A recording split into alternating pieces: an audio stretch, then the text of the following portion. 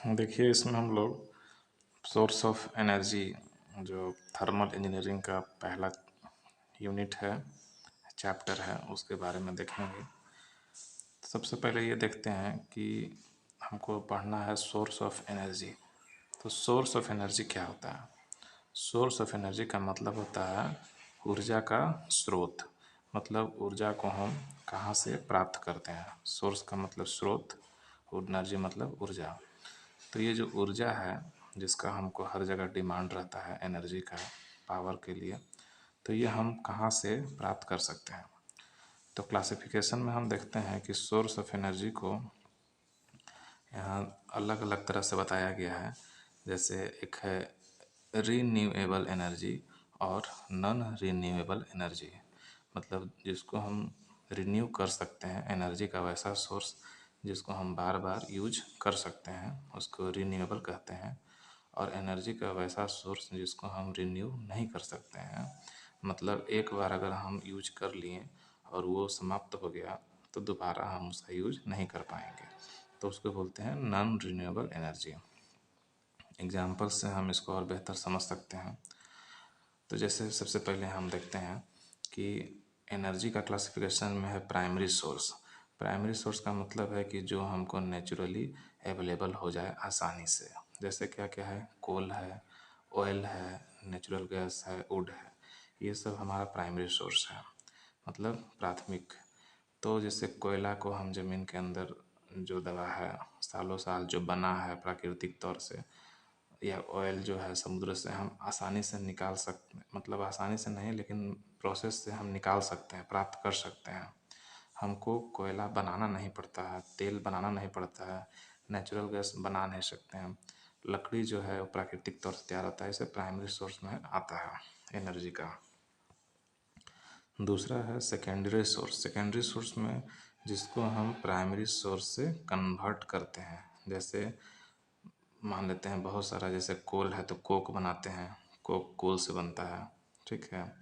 फिर natural gas से CNG LPG वगैरह हम बनाते हैं, तो ये सब हो गया सेकेंडरी सोर्स। उसके बाद इसमें आता है commercial and non commercial. Commercial में जैसे अवेलेबल जो है मार्केट में अवेलेबल है उसको कॉमर्शियल कहते हैं। जिसको हम परचेज कर सकते हैं किसी प्राइस से, उसको कॉमर्शियल कहते हैं। इसमें क्या क्या आ सकता है, जैसे इसमें इलेक्ट्रिसिटी आएगा, पेट्रोलियम आएगा, कोल आएगा, तो ये सब जो क्या है ये कॉमर्शियल है। अच्छा, नॉन कॉमर्शियल में क्या क्या हो सकता है, जो हम आसानी से मार्केट में प्राप्त नहीं कर सकते हैं, हमें ऐसे ही मिल जाता है। जैसे फायरवुड है, कैटल डंग है या काऊ डंग है, एग्रीकल्चरल वेस्ट है, ट्रेडिशनल फ्यूल के तौर पे हम इसका यूज करते हैं। जैसे गाय का गोबर है, वो मार्केट से हमको नहीं खरीदना पड़ता है, इजीली मिल जाता है। एग्रीकल्चरल वेस्ट जो है वो भी इजीली अवेलेबल है।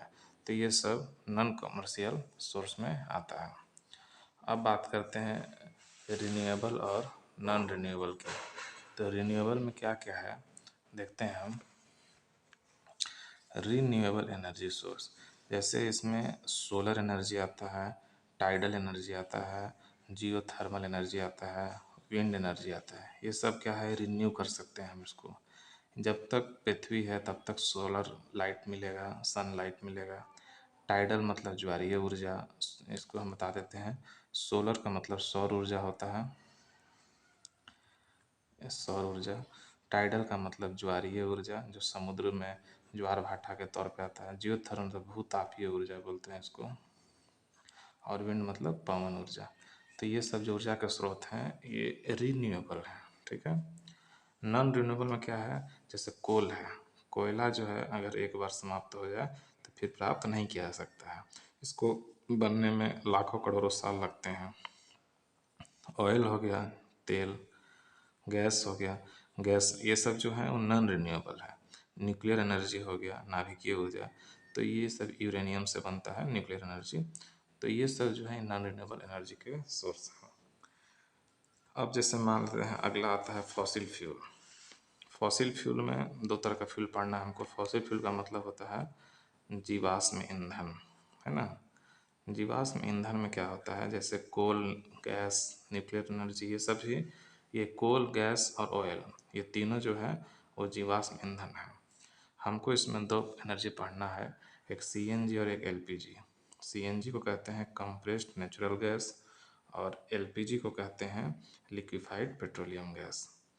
तो देखते हैं सीएनजी जो है वो मीथेन CH4 है ना, इसको कंप्रेस्ड करके 200 से 248 बार तक जब कंप्रेस्ड करते हैं तो मीथेन को तो सीएनजी तैयार होता है। इसको हम नेचुरल गैस वेल से प्राप्त करते हैं, ठीक है ना। तेल का जो कुआं है वहाँ से सीएनजी हम प्राप्त करते हैं मीथेन, और मीथेन को कंप्रेस्ड करके इस टेम्परेचर पर सीएनजी तैयार किया जाता है। अब है कि इसका यूज कहाँ है, तो इसका हम पेट्रोल के सब्स्टिट्यूट के तौर पे या उसके जगह पर हम यूज करते हैं ऑटोमोबाइल इंडस्ट्रीज में। आप देखे होंगे बहुत सारा ऐसा व्हीकल है जो सीएनजी से ही चलता है आजकल, ऑटो वगैरह, गैस या जो भी फोर व्हीलर है।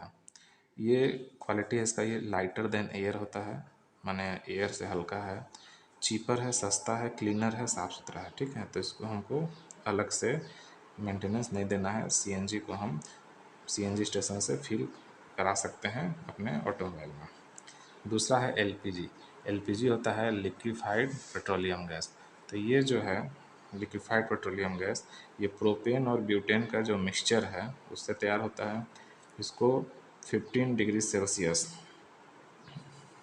-15 डिग्री सेल्सियस, ये 15 डिग्री सेल्सियस पे, और प्रेशर इसका 1.7 से 7.5 बार तक रखते हैं।